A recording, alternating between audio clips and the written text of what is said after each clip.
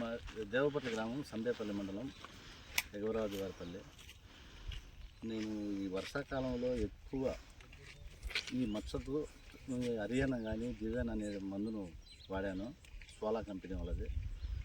వర్షం లైట్గా పడతానే కూడా వాడిన దానివల్ల హీట్ వచ్చి చెట్టును దెబ్బ తీయకుండా 3 రోజులు 4 రోజులైనా కాపాడుతూ బాగా రిజల్ట్ ఉంది.